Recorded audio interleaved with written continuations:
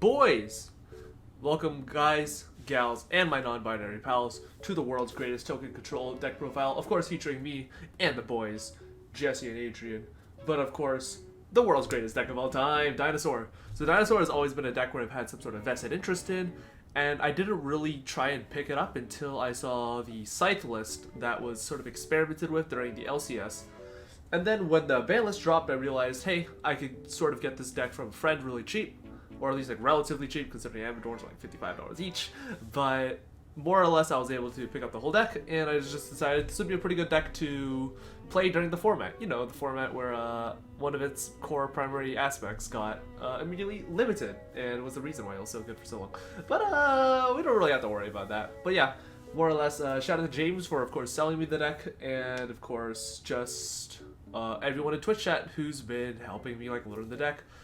And blah blah blah blah. Be sure to check out my Twitch down below at twitch.tv/Stevie Blunder. I try and stream as often as I can when I'm not just, you know, uploading shit posts and stealing clips from Farfa for my content. So, of course, we're just going to get into the deck. I'm not going to try and make things very overdrawn. I'm pretty sure 99% of what you guys know what they do. And yeah, let's just get right into it. So first, we're playing 3 copies of Soul Eating Oviraptor. Soul Eating Oviraptor is kind of like what makes the deck tick. Anything that you could ever want a Dino card, or just any archetypal card to do in general, this card kind of does it. Whether it just be like adding or whatever. Adding, foolishing. There are a lot of matchups where, honestly, just top decking Oviraptor can just win you the game on its own. Or as well as like a lot of simplified game states, because Oviraptor just generates so much advantage, as well as just turns on so many plays, assuming you've got the proper graveyard setup even. And the 1 Misc. Yes, I'm playing the gold rare because it's the best rarity. Don't at me. Maximum Gold is one of the best 3 rarities outside of ultimate rares and secret rares. But yeah, Misc. It's Misc. You open this card, you kind of like win the game on the spot, sort of deal. Yeah, not really much to say about that. 2 Animador Darkosaurs. Unfortunately, you kind of have to play 2. There is an argument where people have been playing 1 and you sort of just treat it as like your giant Rex hard guard it.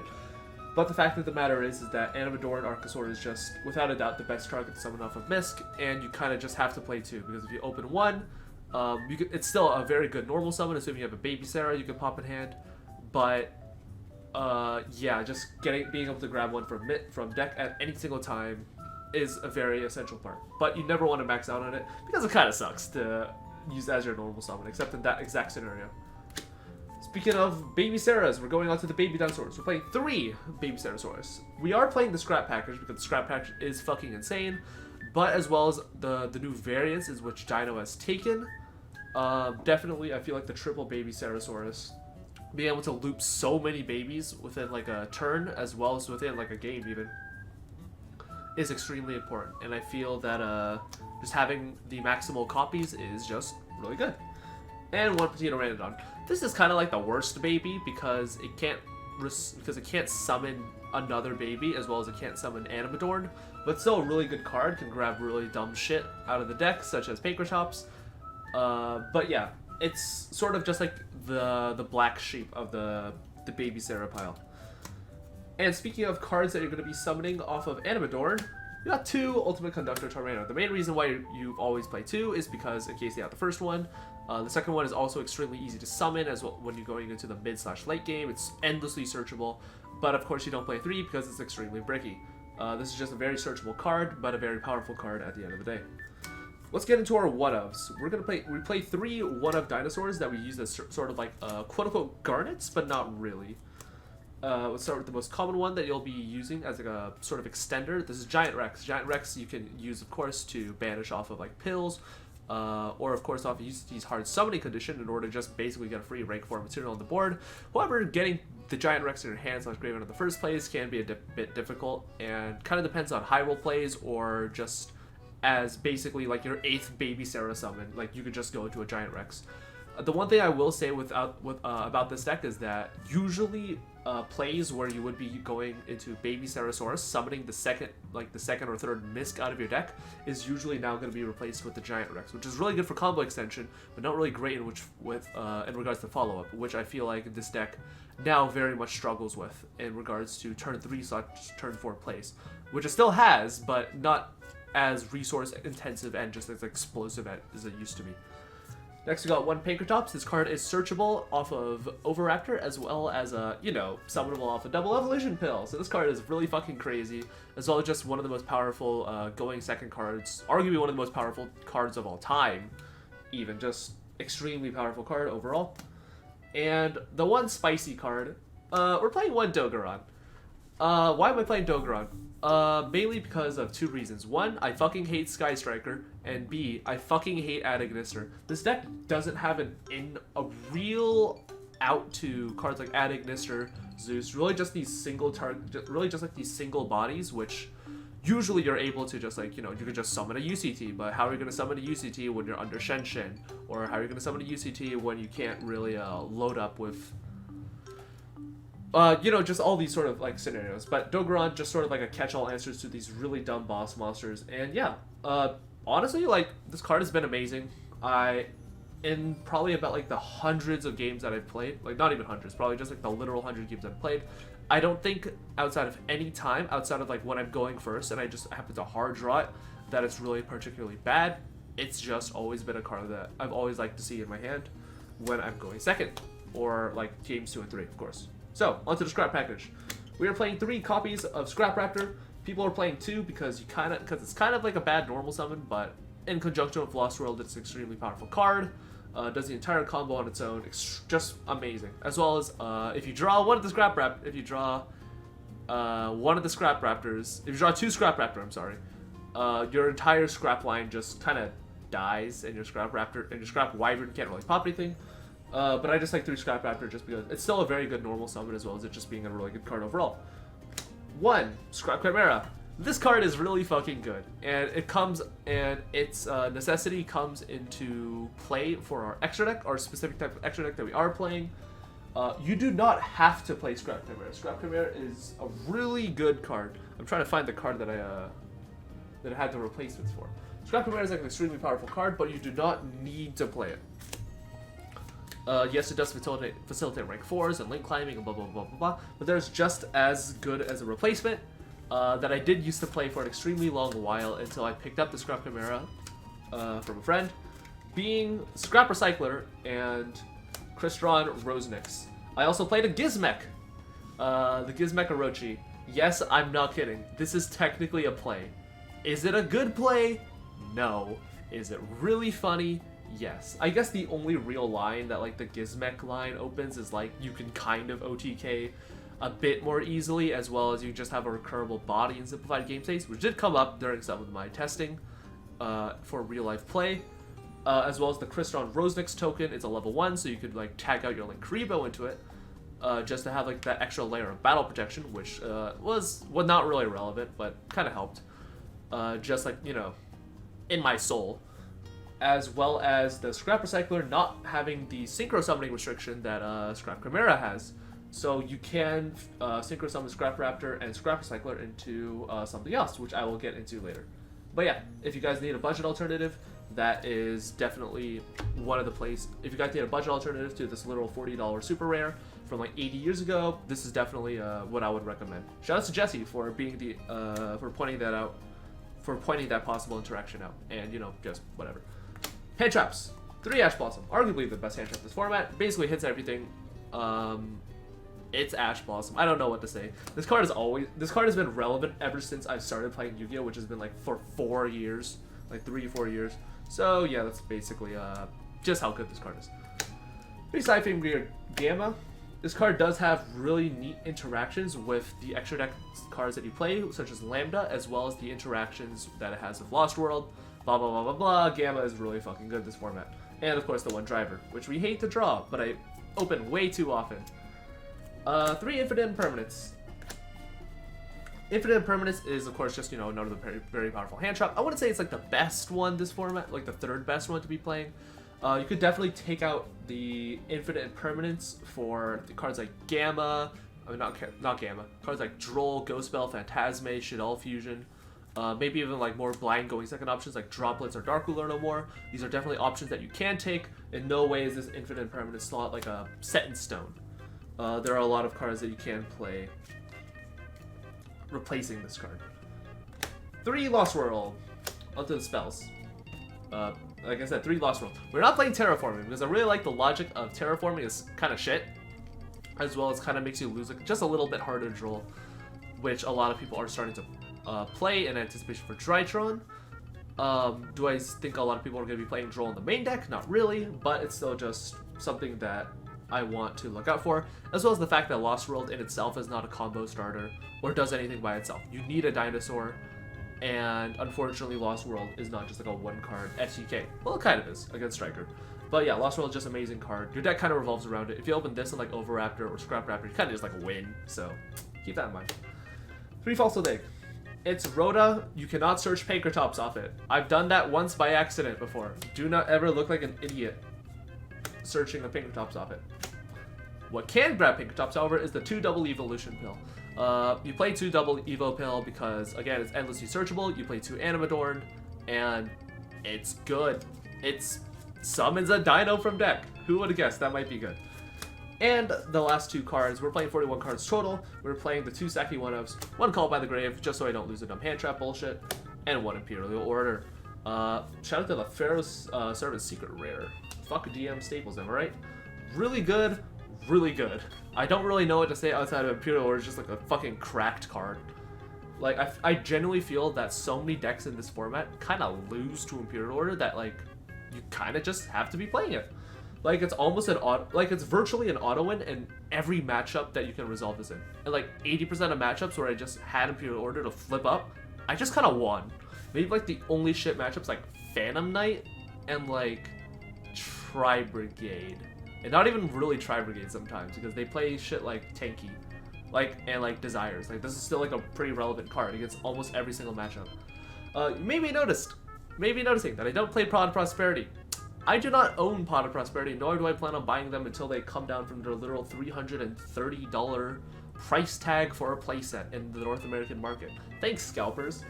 But again, the Infinite Permanents were basically my replacement slot for the Prosperities. Again, you're free to just take out those 3 Imperms. Those are kind of like your 3 quote-unquote like flex spots. Even the Dogron you could take out if you don't really like that. But I feel like everything else in this deck is pretty much set in stone. Like, Dino deck theory hasn't really changed much all over the years. Yeah, it's still a very simple deck. You just do dinosaur things. So, extra deck. Play 1, Link Rebo. If you don't really know why we play this, it's because we go Link Rebo to secure Garda, so that Animadorn on its own becomes a 1-card UCT. Because you go normal summon Animadorn, go into Link Rebo, go to secure Garda, and then you'll have the Link Rebo and the Animadorn in graveyard for the pill. So, yeah, pretty standard stuff. I've been noticing that, like, over time, I never been really using the secure Garda, but again, it does come up like maybe like 1 in like 10 games where like you kind of just need a Link material engrave for that 1-card UCT. Unfortunate, but kind of have to play it. Scrap Piper, this card is really fucking broken. Pop your token, pop the Lost Road token, pop your opponent's stuff. It's non-targeting, special summon from deck. Don't play Golem or I'll beat the shit out of you. This card's broken, play it. 1 Cypher Gear to Lambda. This card is really good in this deck because you'll kind of usually have the materials to go into either like a 3 material Appaloosa or some garbage Link 2.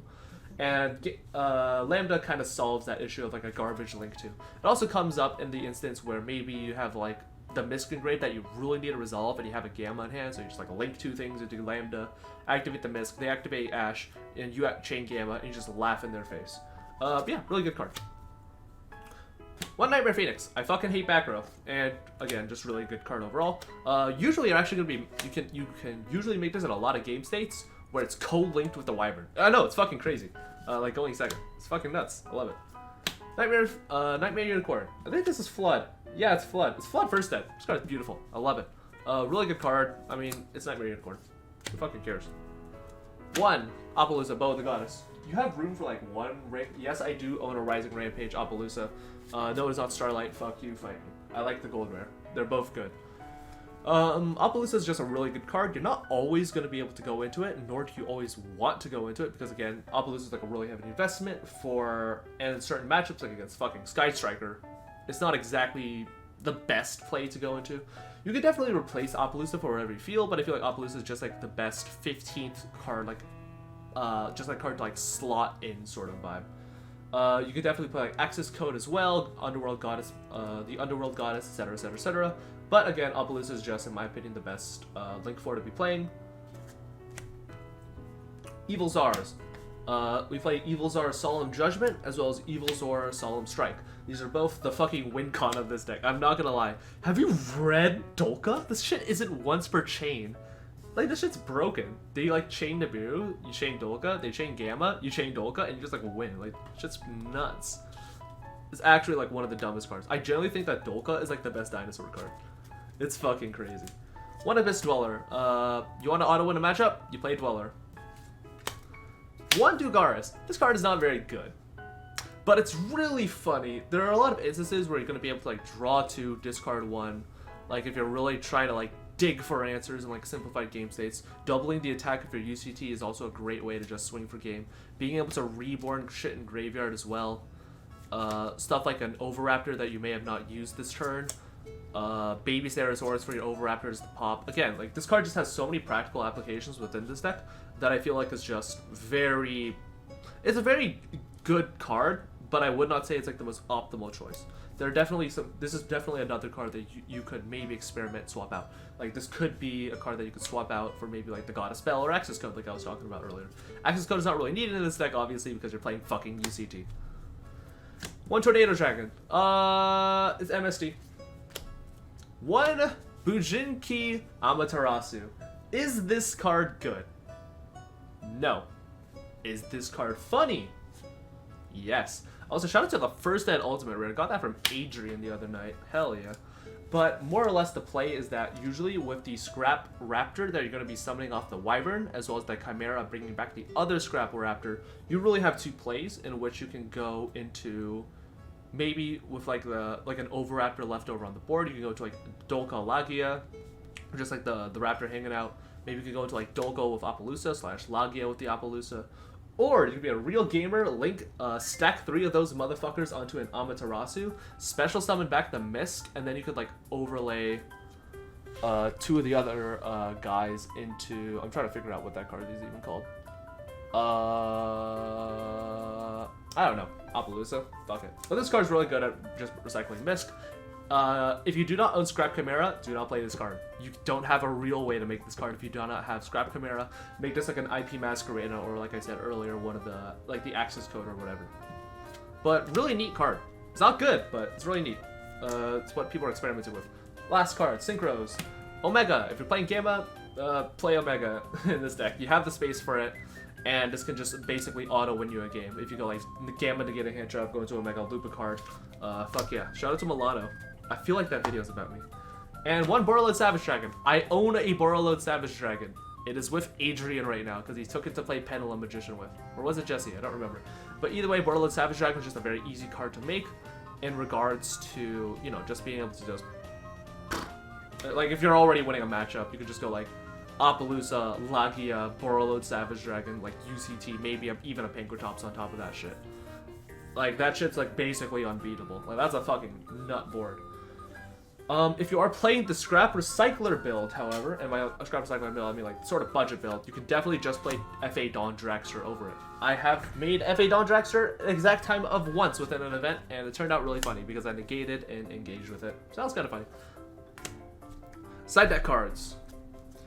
We're playing the only going first card that we're playing are 3 Solemn Judgment. I don't really like Solemn Judgment. Like, it's not exactly great in regard. Like, it's the best card to counter shit like Droplet as well as like Dark Ruler No More.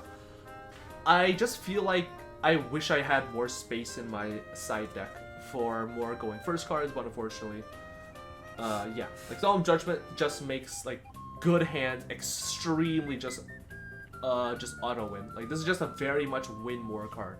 Like, if you draw like Ovi Baby, Misk, Lost World, and like this, you've kind of just like won the match on the spot, won the game on the spot. So that's kind of silly. We're playing 3 Watt Kinetic Puppeteer. I am not kidding. I play this. There are 3 reasons why we're playing this. 1, you could technically discard it so that the Animadorn makes an easier, has an easier time summoning the UCT off of the pill. 2 is a level 4, so technically you can normal summon it and go into whatever it's called. 3, this card has a lot of weirdly kind of practical applications. They're not good. They're not good applications. but they're very funny. Applications like when it comes to moving striker monsters into the main monster zone. Like when your opponent's trying to tri-brigade someone, you could fuck up their zones a bit if you do it properly. Like if they have if the only card that they have is the Ferragite, you can just whoop, move that to a shitty zone, and their thing will like resolve that effect. Against like Guard Dragon, like Dragon Link, that you can move like their Pisty into another zone and just kind of fuck that over. But yeah, this has a lot of decent enough applications. This is not optimal, by the way. This is kind of shit. It's like very shit. Just play like a real card, like Dark Ruler. Like, this card's really funny, but it's not good at all. 3 Droll and Lockbird. The reason why you can play Droll and Lockbird at Dinosaur because Droll and Lockbird basically forces them to pass their turn, and you're playing an OTK deck, so you do the math. Droll and Lockbird is just an amazing card against so many decks this format, and by so many decks, I mean like maybe 2. Being Drytron and like the halves being like Striker and, I don't fucking know, Jurassic, Pendulum. Back row hate. I fucking hate back row. 3 Twin Twister. People say that Dinosaur can't really afford to discard. They're kind of right. Twin Twister is kind of like my budget alternative to Lightning Storm because I don't own any King's Court booster boxes and I don't want to open any. These ideally could just be Lightning Storms or Cosmic Cyclones, but I just like Twin Twister because fuck it. Discard at the time, discard Orochi was really funny. But yeah, Cosmic Cyclone, Mystical Space Typhoon, even Lightning Storm work just as amazing. Even evenly matched. Harpy Feather Duster, it's good, it's broken, it'll win you a game. Red Reboot, it's good, it's broken, it'll win you a game. And the 15th card, this could basically just be anything, I didn't really have anything at the time. We are playing 1, Mind Control. This card is really good. Is it amazing? No. Is it really good? Yeah, you can play shit like Dark Hole, Dark Ruler No More on this side. There's a lot of shit that you can, of course, play. That I'm, of course, missing. Of course, like, shit with the extra deck. Like, if you don't have the Bujiti Amaterasu line, but you do have Instant Fusion plus Millennium Eyes, that is definitely something to look into. I would be playing that, but I do not have a Millennium Eyes. I sold that, like, maybe 2 weeks ago. So, you may have wondered, oh, Stevie, how did you win the YCS Coder Locals? Well, it was 3 a.m., and I woke up. It was 3 a.m., I woke up, just decided to see what was popping in a Discord call, and I played my 3 matchups. Game 1, Dragon Link. Match, I just shit on that Dragon. I just shit on Zed. 2-1. I won game 1 because I'm the world's greatest dinosaur player because they open Imperm Gamma. Game 2, he gammaed my Gamma, so that was unfortunate. And game 3, I am the world's greatest dino player because he opened triple Gamma. Game 2, match 2. I think I played against like I played against Appliancer, and yeah. That's Appliancer. So game 3, shout out to King Scarlet. Game 3, we played against, what's it called? We played against Flower Guardian. I saw him at a UCT and he couldn't do anything. Because UCT is the greatest boss monster of all time. I was just like, alright bro, you combo off. I will literally refuse to read any of these cards. Man ends on like Borderfly and like all these like cocks and like cards and whatever. And I was like, yo, summon a UCT. You got a response? No? Alright.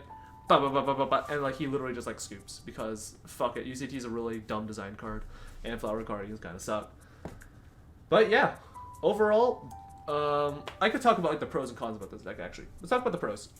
Pro 1, Dinosaur is a very good deck. I genuinely do still believe that even though with only like 1 misc, this deck is still very much playable. The deck wasn't like always like amazing, but it was never bad. It was always been like, it's a good deck. It'll win you matches. It'll win you maybe at locals. It'll win you regionals. At the extreme higher competitive levels, there are issues with like consistency because certain dinosaur hands do break in very specific ways, such as opening too many babies, too many side cards. A lot of the dinosaur cards are like very easy 2-card combos that most hands sort of fill out, especially with cards like Product Prosperity. But if you don't own cards like those, or you're playing over the course of like maybe like an 11-12 round event, the consistency does kind of tend to wear off, but still, it's just a very good deck overall. 2, it's really funny to just beat the shit out of your opponent with like deck cards that like literally came out like 3 years ago, and they're just playing, and they're just like, damn bro, UCT kind of crazy. Like UCT is still arguably one of the best boss monsters of all time in terms of just like how easy it is to summon within its archetype, as well as just the payoff of it. And 3, it's a really rewarding deck. It's a very, very rewarding. I would call this like the Sky Striker of like monster decks. Like, it's very easy for people to just say, oh, haha, you just activate engage 50 times. But there are a lot of follow-up plays that, as well as the paths that you take in order to, like, control and manage resources, as well as how you build your board in anticipation for specific matchups, that I feel like really good Dino players are going to be able to see success. And I feel like Dinosaur is just a very good deck this format. And the cons. One, this deck is really fucking bricky. Like, holy shit, this deck bricks like a motherfucker sometimes.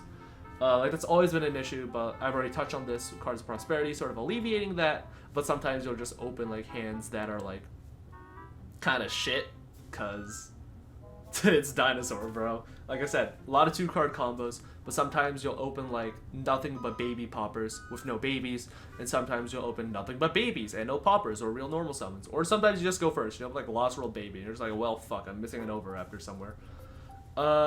2. This deck doesn't have a great matchup against anything that sets cards. That's mainly because Miscellaneous Source is now at 1, as well as just this deck kind of loses to hand traps. Yeah, this deck just kind of loses to interaction a lot more than it used to in regards to, like, going first. Like, again, like, if you're going first and you get, like, hand trapped on the Baby Engrave or the Misc Engrave, you're kind of fucked for that turn. You kind of just have to hard pass. Like, there's not a whole lot you can do about that. Unfortunately, because that's, again, like, this deck has always sort of suffered with that issue, but again, that's just always been a common trend. And 3, the deck's kind of hard. There are a lot of play, like, the deck is, like, very kind of autopilot in a sense where, like, 90% of your hands you can sort of just, like, turn your brain off and just activate every single effect under the sun and moon, but at the same time, sometimes you'll miss out on an extra material that you could summon, or sometimes you'll miss out on, like, a crucial pop or a crucial card that you should have added or summoned off of like a Misc or a Baby, and that really does make or break some games. Those are the games that separates, like, the good Dinosaur players to, like, the great Dinosaur players. Like, this deck is very complicated. Like, once you get to the extremely higher levels of play, where basically every single card counts, and even more so now, because of the one Miscellaneous Source. But do I recommend this deck? Yeah, I really much do. I really love Dinosaur. Again, it's always just been, like, an amazing deck. That was a complete lie. I don't really like Dinosaur that much, but yeah, this deck's pretty good. Play it. If you can get it for cheap, should cost more than like 150 to $200 for everything. Yeah, pick it up. Take it easy, gamers.